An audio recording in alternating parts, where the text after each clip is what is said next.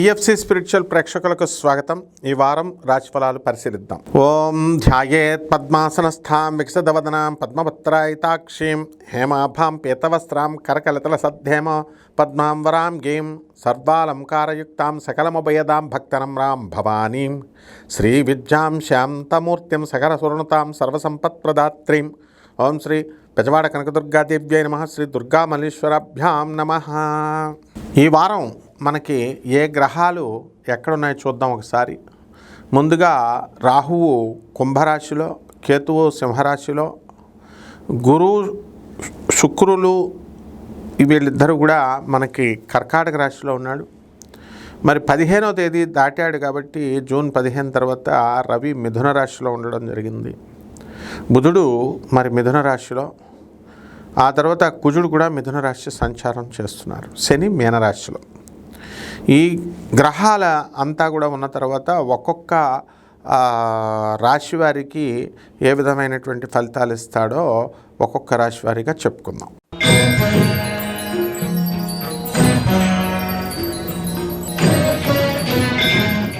కన్యారాశి. ఈ కన్యారాశి వారికి అందరికీ కూడా స్థిరత్వం కొంచెం తక్కువగా ఉంటుంది ఈ వారంలో. భార్యాభర్తల మధ్య కొట్లాటలు ఇవన్నీ కూడా ఆగిపోవడానికి అవకాశాలు ఉన్నాయి. ఎవరైతే కోర్టు కేసుల్లో భార్యాభర్తలు కేసులు వేసుకున్నారో అటువంటి వాళ్ళందరూ కూడా ఒక దారికి వచ్చేస్తాయి. మీడియా రంగంలో ఉన్నటువంటి జర్నలిస్టులకి ప్రమోషన్స్ రావడం, income tax, commercial tax, police department, revenue డిపార్ట్మెంట్లో పనిచేస్తున్నటువంటి వాళ్ళకు కూడా ప్రమోషన్లు రావడము ఇలాంటివన్నీ కూడా జరగడం జరుగుతుంది.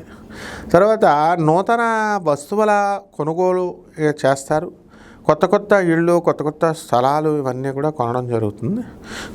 కోరి వివాదాల్లోనికి వెళ్తారనమాట. ఎవరో బయట కొట్టుకుంటుంటే మధ్యలో దూరి నేను కూడా ఉన్నాను అని చెప్పి అనవసరమైన గొడవల్లోకి మీరు వెళ్తారు. ఎందుకు వెళ్తారో మీకే తెలీదు. కాబట్టి ఈ వారంలో ఇలా గొడవలు వెళ్ళకూడదండి అంటే నాలెడ్జ్ రాదు. మీరు గొడవల్లోకి వెళ్ళండి, ఏం పర్వాలేదు, వెళ్తే ఎక్స్పీరియన్స్ వస్తుంది. ఆ విధంగా ప్రతి విషయంలో కూడా చాలా జాగ్రత్తగా మీరు ప్రవర్తిస్తారు ఈ వారం.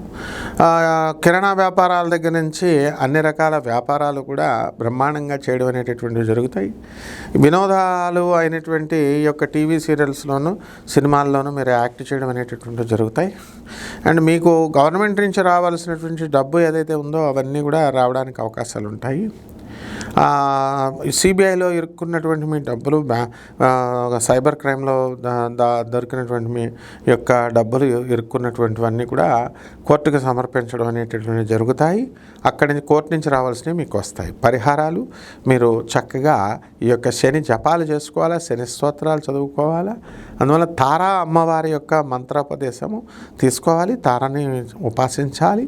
ఆ విధంగా ఈ యొక్క రావి చెట్టుని లేదా వేప చెట్టుని మీ ఇంట్లో పెంచుకుంటూ చక్కగా దానికి తులసి మాతకి చేసినట్టుగా మీరు ఆ చెట్లకు పూజ చేసుకోవాలి. అంతేకాని ఎవరో వేసిన చెట్లకి ప్రదక్షిణాలు చేయడం కాదు. శుభమస్తు.